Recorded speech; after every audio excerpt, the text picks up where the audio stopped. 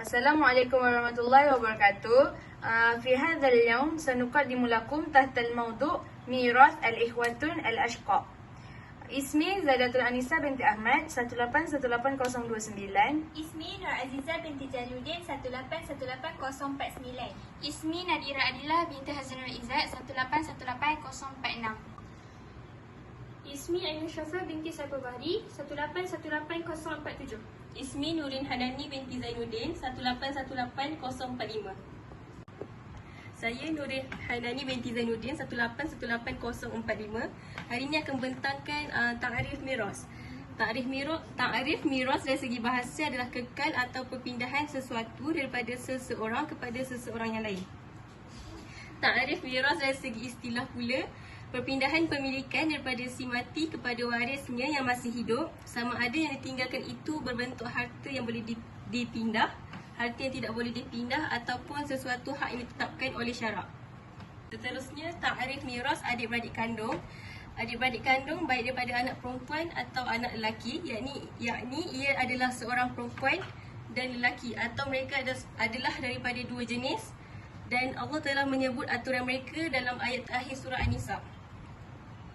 Jenis adik-beradik kandung iaitu seibu, kedua sebapa ataupun seibu dan sebapa. Dalil berkaitan miras adalah dalam surah An-Nisa ayat 176 yang membawa maksud mereka meminta fatwa kepadamu tentang kalalah.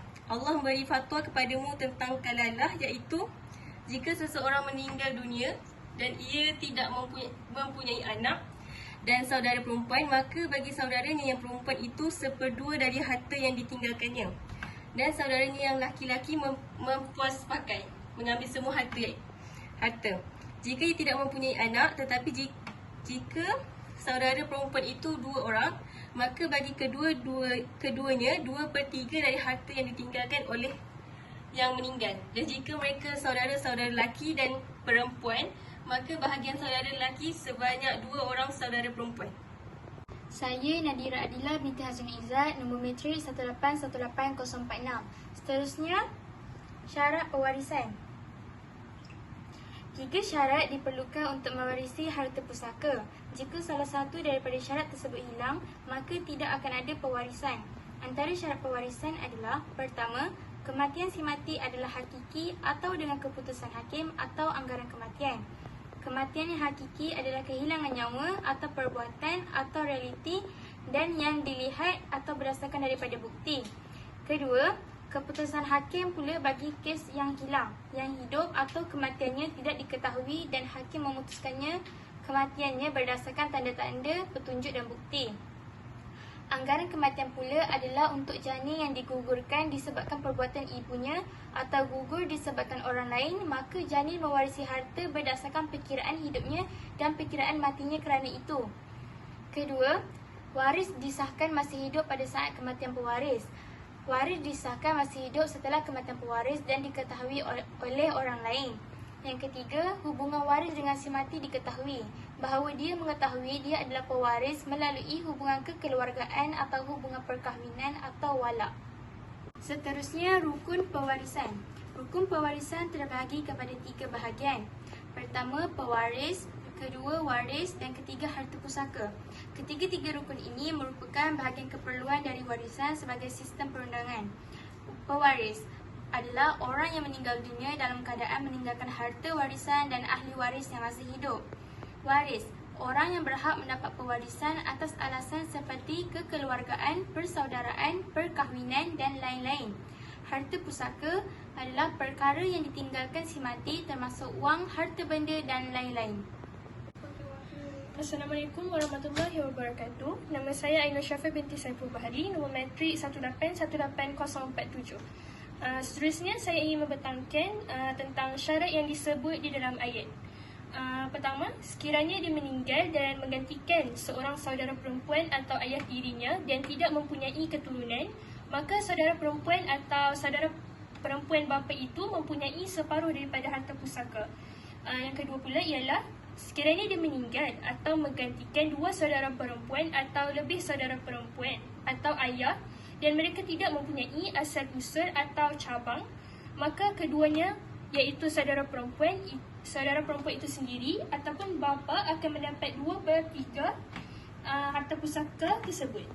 Yang ketiga, sekiranya dia meninggal dan menggantikan saudara lelaki dan perempuan, yakni saudara lelaki atau bapa, maka harta pusaka akan dibahagikan oleh bapa saudara atas dasar bahawa bahagian lelaki adalah 2 kali ganda daripada wanita.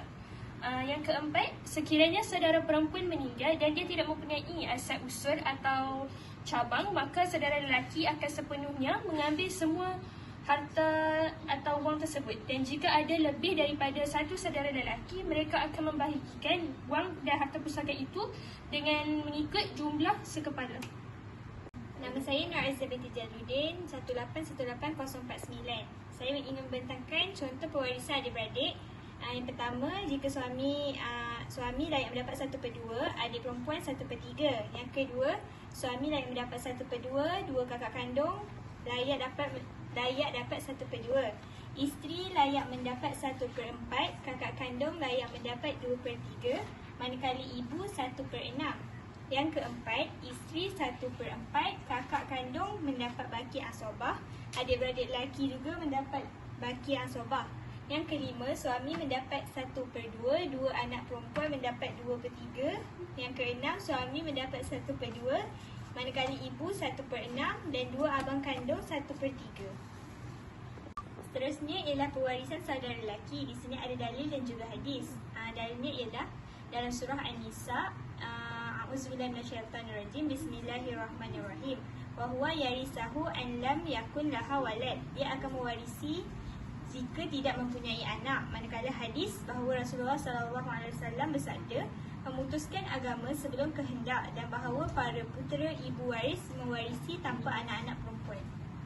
Contoh yang ditunjukkan, sekiranya ada 5 saudara lelaki, maka semua wang akan dibahagi dengan jumlah yang sama rata. Yang kedua, contoh yang kedua, isteri dan abang kandung. Isteri wajib diberi 1/4 dan selebihnya untuk abangnya. Kalau yang ketiga, isteri, dua anak perempuan, ibu serta saudara. Isteri layak mendapat 1/4 kerana ada furuk waris. Dua anak perempuan layak mendapat 2/3, manakala ibu 1/6 kerana ada anak perempuan. Selebihnya untuk abang. Yang keempat, isteri, dua anak perempuan, ibu dan abang. Isteri wajib diberikan 1/4, dua anak perempuan 2/3, ibu 1/6, manakala abang tidak diberikan apa-apa. Warisan saudara campuran iaitu lelaki dan perempuan, dalilnya ialah wa in kanu ihwatu rijalan wa nisa falizakkari mislu hars al-unsain.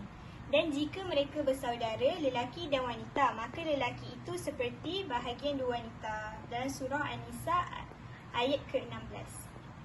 Contoh yang ditunjukkan, yang pertama, 3 saudara lelaki dan 2 saudara perempuan. Dia akan mewarisi semua wang kepada wanita, tidak kepada lelaki. Bahagian lelaki dikira sebagai bahagian yang kedua. Contoh yang kedua, seorang ibu, isteri, kakak dan abang. Ibu layak mendapat 1/6, isteri 1/4, kakak selebihnya tidak termasuk lelaki. Saya Zayatul Anisa 1818029. Seterusnya miras al-uhti situ halat, iaitu 6 keadaan yang diwasiatkan kepada anak perempuan. Keadaan yang pertama iaitu an-nisfu lil wahid idza infaradat amman yusawiha wa amman ya'sibuha. Yang membawa maksud 1/2 harta akan diberikan kepada anak perempuan sekiranya tiada adik-beradik yang lain. Keadaan yang kedua ialah as-sulasan lil usnain fa akthar fi halati adamu wujub asab. Yang membawa maksud 2/3 harta akan diberikan sekiranya si mati mempunyai lebih daripada seorang anak perempuan dan harta itu perlulah dibagi secara rata antara keduanya. Keadaan yang ketiga pula ialah at-ta'sib bil ghairi idza kana ma'al ukhti al-syaqiqatu fa akthar bintu au bintu ibnu au huma ma'a. Keadaan yang ketiga pula membawa maksud anak perempuan menjadi asabah bersama anak lelaki dengan nisbah lelaki 2 bahagian dan perempuan akan dibahagi 1 bahagian. Keadaan yang keempat pula at-ta'sib ma'a ghairi kanat al-wahida fa akthar ma'aha bintu au bintu ibnu au ma'ahuma ma'a fal uti al-baqi ba'da fardu al-bintu wal bintu al-ibnu. Okey, yang keempat, keadaan membawa maksud asobah dengan orang lain, iaitu jika lebih dari satu atau lebih adik-beradik lelaki, hendaklah bahagi mereka-mereka dahulu. Selebihnya, jika ada harta yang lebih, baru bahagi sama rata antara adik-beradik perempuan. Keadaan yang kelima ialah masarakatuhunna auladu al-um, yakni wal masalatu al-mushtarakah. Okey, yang ini pula membawa maksud permasalahan utama jika mempunyai pelibatan seorang ibu. Dan ini merupakan isu biasa. Dan yang terakhir iaitu tahjibu al-uhti asyakikatu bil ibnu wal ibnu al-ibnu wa in nadhala wa bil abu duna al-jiddu. Okey, untuk maksud yang terakhir pula membawa maksud saudara perempuan itu disembunyikan oleh anak lelaki walaupun mempunyai bapa tapi tidak mempunyai datuk. So, saudara perempuan itu juga berhak untuk mendapat sebahagian daripada harta yang ditinggalkan oleh waris.